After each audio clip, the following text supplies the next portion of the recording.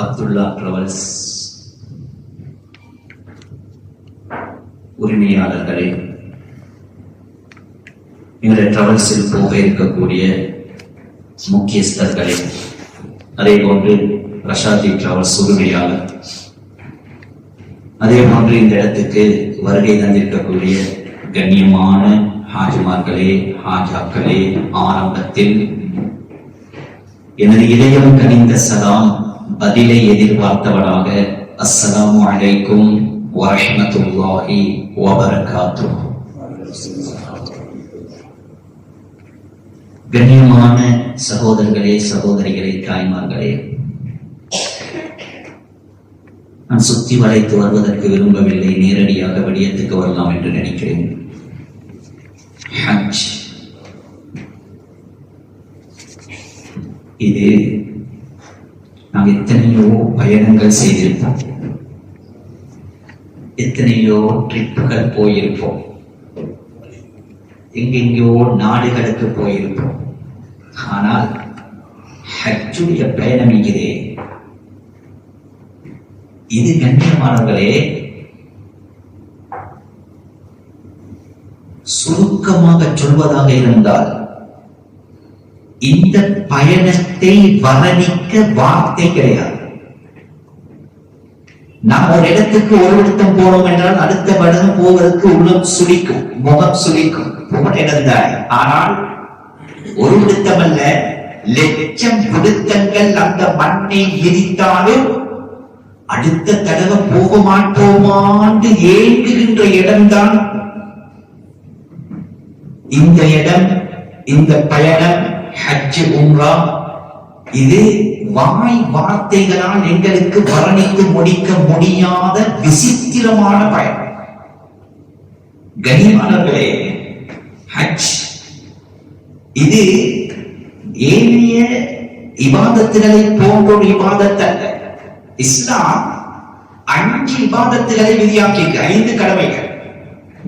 இத 3 கட்டங்களாக உலமாக்கள் பிரிக்கிறார். இந்த 5 இபாதத்துகளையும் 3 கேட்டகரி கொண்டு கொண்டுவார். ஒன்று நாளாந்தம் செய்ய வேண்டிய இபாதத், அது தொழுகை. ஒரு நாளைக்கு 5 விடுத்தம் தொழுதே ஆக வேண்டும். முஸ்லீமுக்கு அடையாளமே இந்த மண்ணுக்கு மேலால் தொழுகைதான். பருவ வயதை எத்திய ஆணாக இருக்கட்டும், பெண்ணாக இருக்கட்டும், பெண்கள் தொழ முடியுமான சுத்தமான காலமாக இருந்தால் 2 காரணத்தை தவிர அவர்களுக்கு தொழுகையில் கை வைக்க எந்த அதிகாரமும் கிடையாது. ஒன்று மறதி, 2வது தூக்கம். இந்த 2ஐயும் தவிர எவ்வளவு பெரிய நோயாளியாக ஐசியூவில் படித்திருந்தாலும், உடம்பை அசைக்க முடியாவிட்டாலும், கண்ணை திறந்து மூட முடியாவிட்டாலும், இதயம் மட்டும் தான் வேலை செய்கிறான். அந்த இதயத்தால் தொழுவது அவனுக்கு கடமை. இது நானாவது செய்ய வேண்டிய ஒரு பக்கம். இன்னொரு கட்டம், இந்த 5 இபாதத்துகளில் 2 இருக்கிறது. வருடத்துக்கு ஒரு விடுத்தம். ரமலானுடைய மாதம் தலைப்பிலை தென்பட்டுவிட்டால் 29 நாட்களோ 30 நாட்களோ நோன்பு நோற்பது வாஜிப் முடிந்துவிடும். 2வது கடமை, ஒரு வருட காலமாக சேமிப்பாக இருக்கக்கூடிய சொத்து செல்வங்களுக்கு இஸ்லாத்துடைய சொத்து வரி ஜகாத்து 100% பிரித்து கொடுத்து விட்டால் கடமை முடிஞ்சிருச்சு. ஒன்று நாளாந்தம், 2 கடமைகள் வருடத்துக்கு ஒரு விடுத்தம், கடைசி 2 கடமை ஆயுளுக்கு ஒரு விடுத்தம். லைஃப்ல ஒரு டைம் செஞ்சான். அந்த பிரத்யேகமான 5 கடமைகளில் 2 கடமைகளுக்கு முற்றுப்புள்ளி வந்துவிடும். அஷ்ஹது அல்லா இலாஹ இல்லல்லாஹ் வ அஷ்ஹது அன்ன முஹம்மதர் ரசூலுல்லாஹ் என்ற திருக்கலிமாவை சொல்லி இஸ்லாத்துக்குள்ளே நுழைந்து விட்டால் கடமை முடிஞ்சிருச்சு. அவர் முஸ்லிம் ஆகிடுவார், முஃமின் ஆகிடுவார். 2வது, சொத்து செல்வம் இருக்கிறது, உடல் ஆரோக்கியம் இருக்கிறது, போக்குவரத்து சூழ்நிலை அது ஆரோக்கியமாக இருக்கிறது, பயமில்லாத சூழல் இருக்கிறது.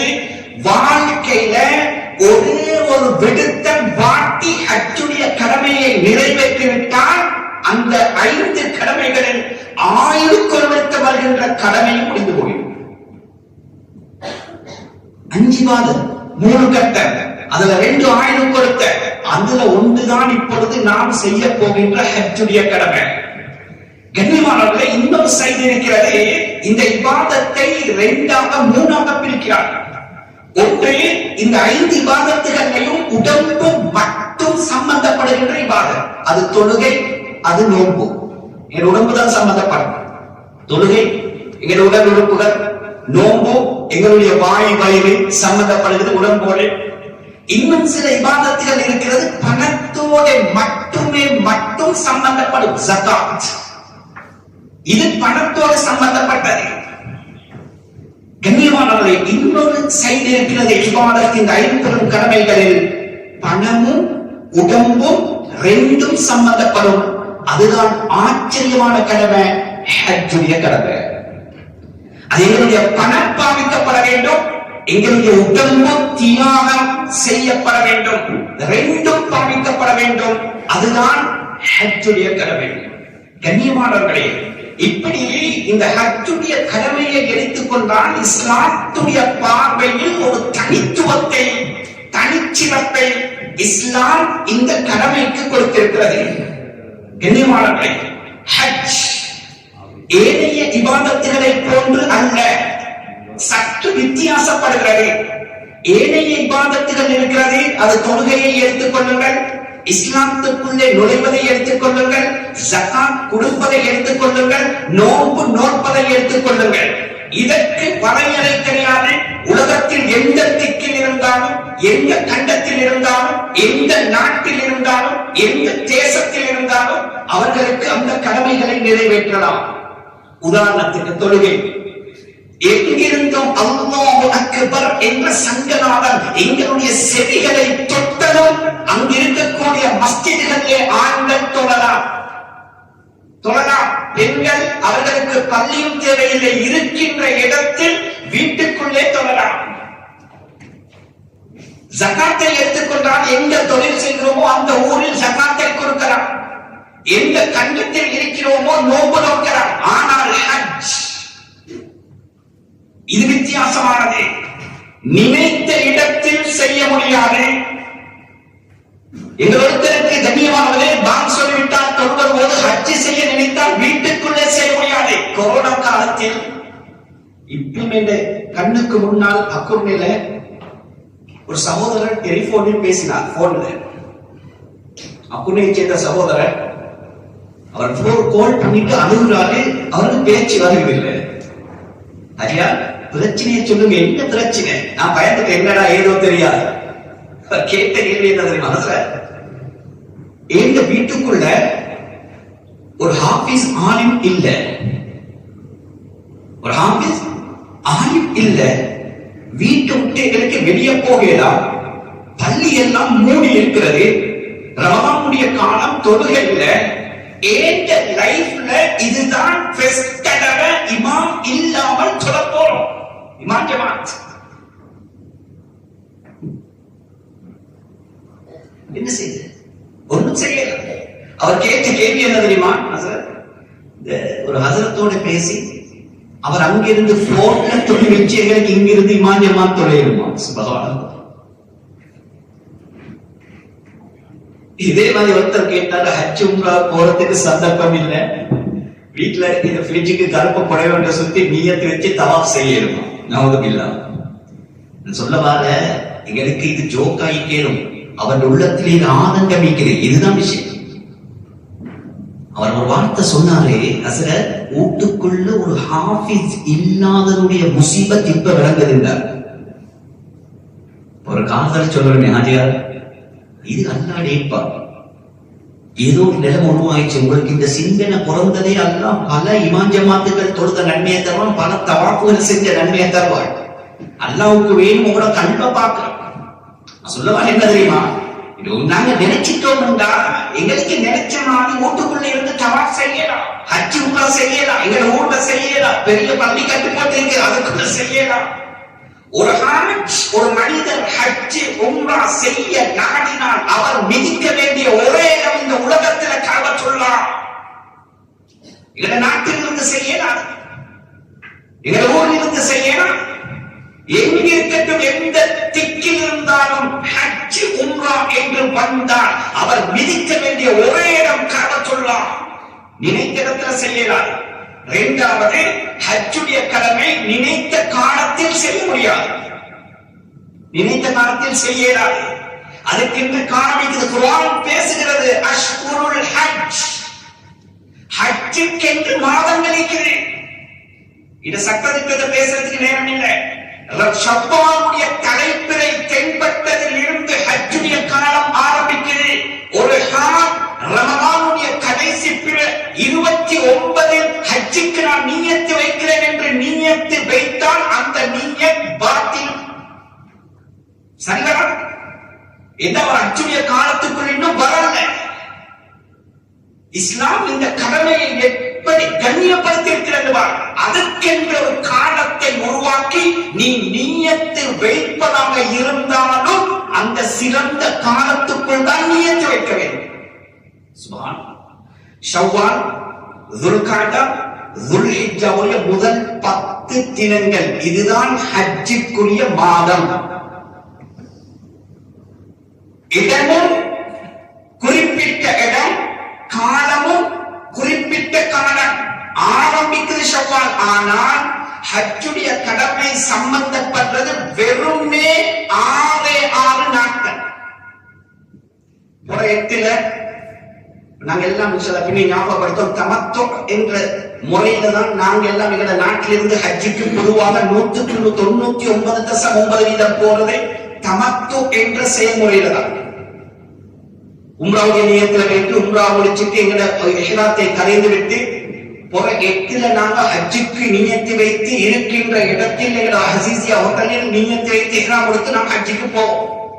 ஹஜ்ஜுடைய அமல் ஆரம்பிக்கிறது புற 8ல.